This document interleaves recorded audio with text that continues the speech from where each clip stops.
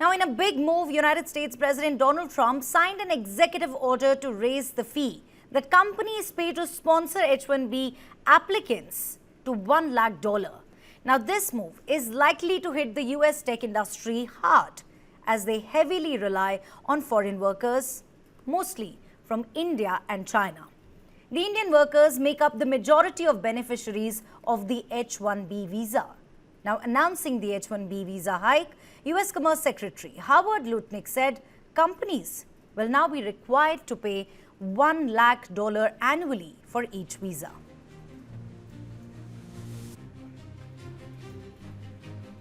For cutting taxes and paying down debt. We think it's going to be very successful. Essentially, we're having people come in, people that in many cases, I guess, are very successful or whatever, and they're coming in, they're going to spend a lot of money to come in, they're going to pay as opposed to walking over the borders, and they may come from jails, prisons, and everything else. These people don't. They're very productive people, and they're going to pay $1 million. The corporation's going to pay $2 million. And it's going to raise billions of dollars, billions and billions of dollars, which is going to go to reduce taxes, pay off debt, and other good things. Meanwhile, according to an internal email seen by Reuters, Microsoft on Saturday advised its H-1B and H-4 visa employees to return to the United States immediately ahead of the September 21 deadline. It has also advised its H-1B visa employees that are currently already in the US to continue working in the country for the foreseeable future. The US president has also unveiled two new investor visa schemes, named the Trump Gold Card and the Trump Platinum Card visas, priced from $1 million to $5 million. The program aims at attracting top-tier talent and high net worth individuals to the United States. The Trump Gold Card comes with exclusive privileges for both individuals and businesses. While the Gold Card includes a potential pathway to citizenship, the Platinum Card allows foreigners to spend up to 270 days in the US without paying taxes on overseas income. In fact, let me quickly take this discussion forward. I'm joined by R. Sridharan, editor, International TV9 Network.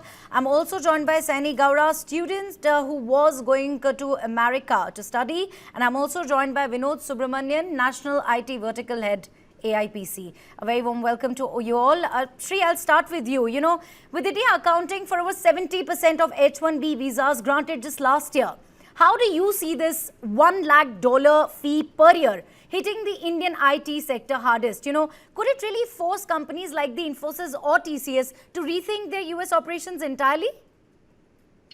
So, Neha, this executive order which President Trump has signed is essentially a death warrant for the H-1B visa program.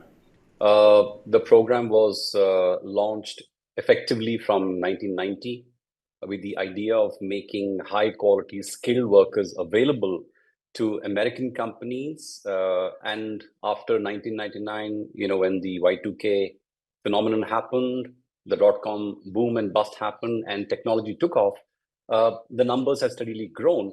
The premise, which was, the Congress thought about when they allowed temporary workers to be brought in from other parts of the world, was very simple, that the US doesn't produce enough numbers of skilled workers every year for US to accelerate its technological growth and become an economic powerhouse.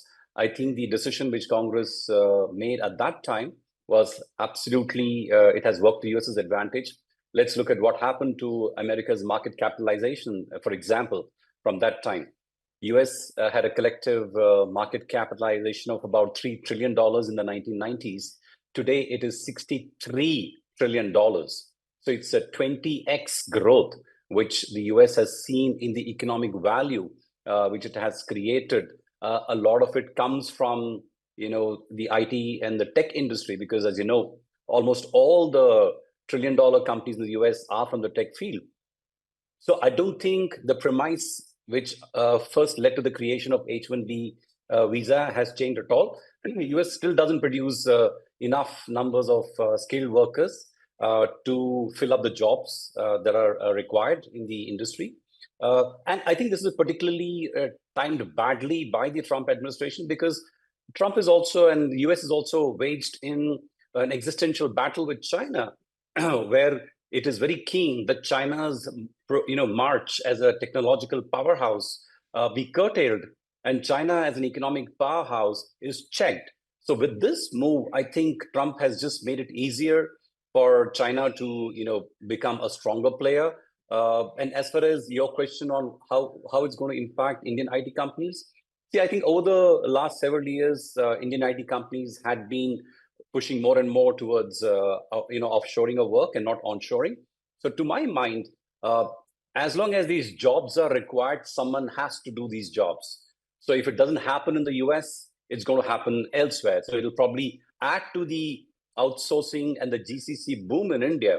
So as long as India is able to have a plan to capitalize on the talent which is now going to stay within India, I think this will work to our advantage. But the key is that we need to make sure that we create an environment where all the talented engineers and doctors and anyone else, the researchers who otherwise would have gone to the US, now stay in India, and they are able to create innovative companies, economic wealth, which they have been creating for the US so far. Right. Sri, continue to stay with us. In fact, let me quickly go across to Seni as well. Seni, you've been gearing up for a US grad program. How do you see this H-1B fee hike, especially knowing it could make transitioning from student visa to work visa a lot tougher down the line? Absolutely. This has indeed come as a shocker to students because most students who seek to get an education from the US hope to get that because they feel they're going to get a job after that. Nobody just wants to study, right? They want to have a hope of getting a job or securing a job, especially in a country like the United States. Now, this fee coming as big as $100,000 would only mean that companies hiring students like me would think less about me and hopefully they'll go ahead, okay, thinking, why not invest the same amount of money in an American citizen? Because the result you're getting back from a student by investing $100,000 in him as an employee will only get harder and harder. So this means for students like me who are hoping to secure a job after their graduation will only get harder. And we'll have to start thinking about, okay, why not move to a different country like Canada, Australia, or Europe, or England, where the opportunities might be a bit more stable. And this is also a shocker because it's not only for students getting the visa for the first time, but it's also considered renewable, which means students who've already paid this or working as employees under the visa will probably have to pay another fee in the next year as well. So this will also bring a sort of insecurity to students who've just graduated into employees in this system, thinking, okay, I'll have to pay such a huge fee, which obviously my employer is sponsoring me for. If I don't work to a certain extent, if I don't meet that limitations, he'll probably just fire me. So there is no security for job as well. And you will start thinking, then what's the point? Students who worked hard throughout their life to secure a job in the United States will start thinking there is no point studying in the United States anymore because my entire job opportunity is come under a big prospect of insecurity. So how will it make sense? All right, continue to stay with us. In fact, let me also bring in Vinod at this point. Vinod, as someone leading IT at AIPC, this $1 lakh annual fee could add millions to sponsorship costs. How are you really advising your teams on navigating this? Maybe by perhaps by ramping up remote work or domestic hiring? Yeah, thanks, Neha, for having me. I think the whole increase in the fees, right? It is going to impact the whole of Indian IT companies for sure, especially the mid-size and even the major players too. In fact, if you look at the numbers, about 70% of the H-1Bs are secured by Indian companies, right? Out of whatever is the total cap that's been allowed by the state side. So given that context and looking at the number of IT professionals that we have in the state side who have been actively contributing. In fact, I woke up this morning seeing a lot of messages from my friends and family members who are on visa and who were really hoping to get converted that into the green card, right? After working for so long. It's all those American dreams have been shattered.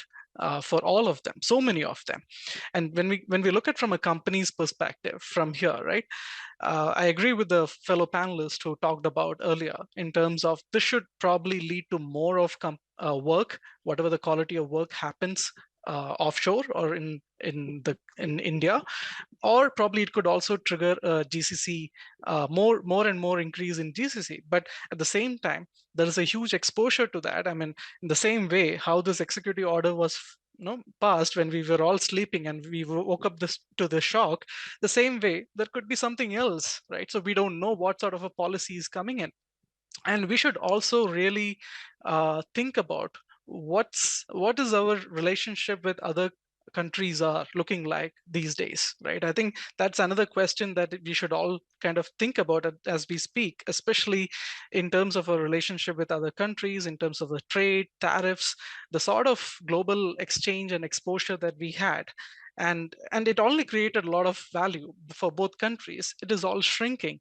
Why is that happening, and what is our political community doing about it, right? So that is also something that we need to really ask at this point of time, to make sure that people are focusing on this, because this is a huge area, especially IT, that's like our crown in the jewel, right? I mean, it's like a crown jewel from an Indian services perspective, and it creates a lot of contribution to our GDP as well. My other sentiment was with the fellow student panelist. I mean, people who really have had that dream of going to US, pursuing their master's or degree, and then people who are currently there and who want to convert from those F1 or J1 visas to the H-1Bs, it is unaffordable, right? So how are they going to do it? So it's a huge question mark, not just on the tech workforce, but also the entire diaspora community that we have.